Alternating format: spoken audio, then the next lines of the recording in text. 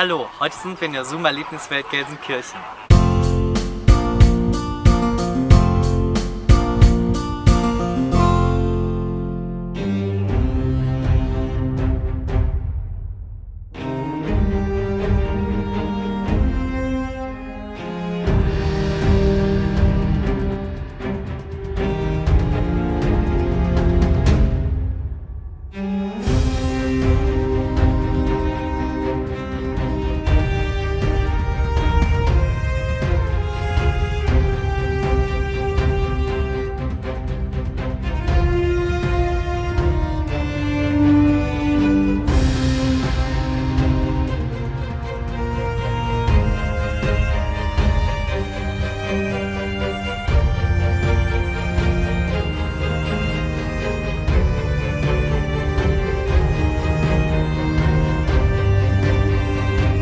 Wir sind hier bei unseren beiden sibirischen Tigern.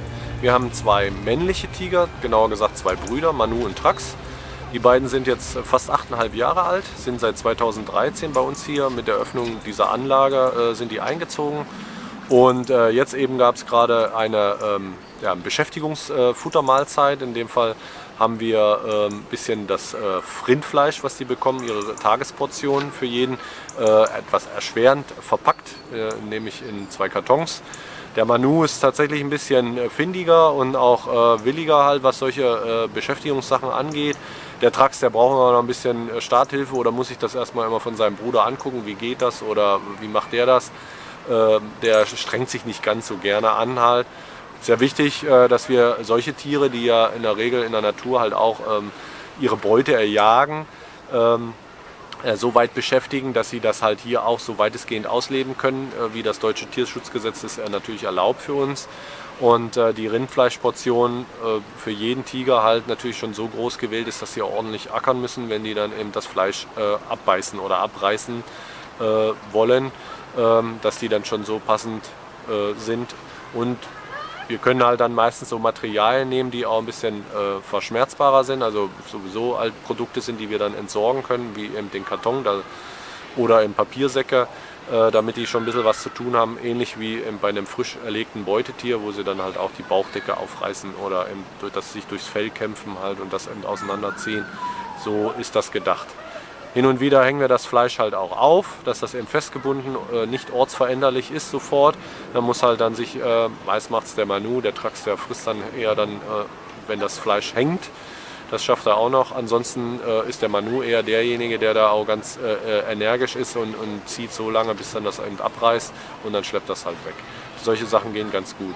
Wie man die noch auf andere Weise eben beschäftigen kann, gibt es halt auch noch ein paar Methoden, die durchaus halt eingesetzt werden, nicht mit Futter verbunden. Das sind dann meistens Geruchsstoffe. Wir platzieren dann auch immer abwechselnd und in unregelmäßigen Abständen halt verschiedene Möglichkeiten wie Duftstoffe von anderen Tierarten, Huftieren oder anderen Raubtieren halt, wo wir uns dann eben benutzte Einstreu ausleihen oder Urin oder Kot oder Decken platzieren im Gehege.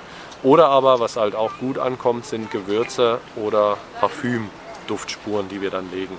So kann man halt auch mal das Gehege ein bisschen ausnutzen in Gegenden oder in Ecken, halt, wo sie gar nicht so häufig gehen. Oder halt dann auch speziell dort intensiv markieren, weil sie da etwas gerochen haben, was sonst eigentlich in der Ecke dann gar nicht zu riechen ist. Bei den sibirischen Tigern ist es ja so, es gibt in der Natur, speziell östliches Russland, Sibirien, ein Intensivbereich ist halt auch das Usuri-Tal und auch Nordkorea und China, dass es nur noch freilebend ca. 500 bis 550 Tiere gibt. Das ist einfach so, also weltweit in Zoos leben fast mehr sibirische Tiger halt als in der Natur. Die Lebensräume dort, die sind schon stark einmal zersiedelt an manchen Stellen, die Schutzgebiete auch nicht so üppig und groß. Dann kommt noch dazu, dass die traditionelle asiatische Medizin halt dann scharf darauf ist, halt an bestimmte Teile der Tiger heranzukommen, dass die Wilderei immer noch ein großes Problem ist halt. Und daher ist der Zoobestand natürlich ein wichtiger Punkt, solche Tiere eben zu erhalten.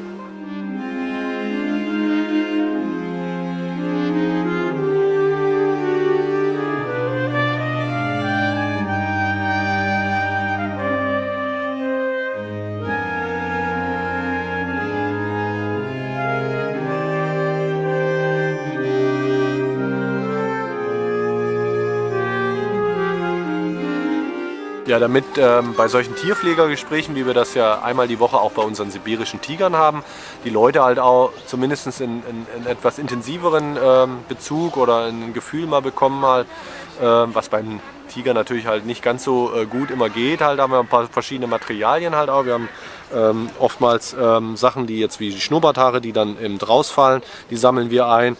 Oder auch dann zum Frühjahr, Sommer hin halt, ist ja nicht mehr viel da jetzt, aber sammeln wir halt auch die Unterwolle, dann das Winterfell, was so rauskommt, damit die dann ja, gefahrlos einen sibirischen Tiger streicheln können, halt, zumindest halt das Fell mal anfassen können.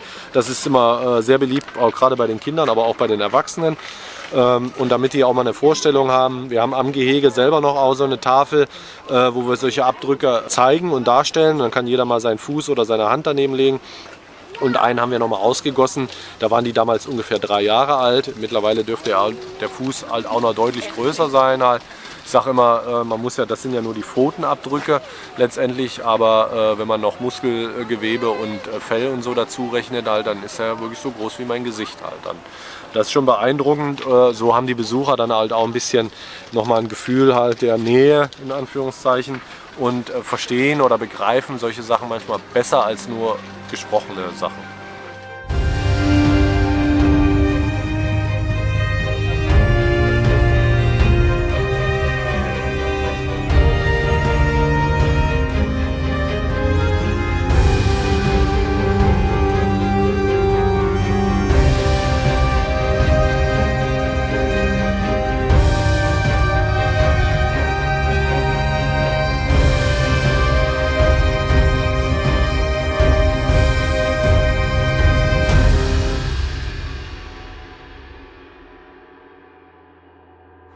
Schreibt eure Fragen in die Kommentare und vergesst nicht dem Video ein Like zu geben, wenn es euch gefallen hat. Damit ihr kein neues Video mehr verpasst, könnt ihr unseren Kanal kostenlos abonnieren.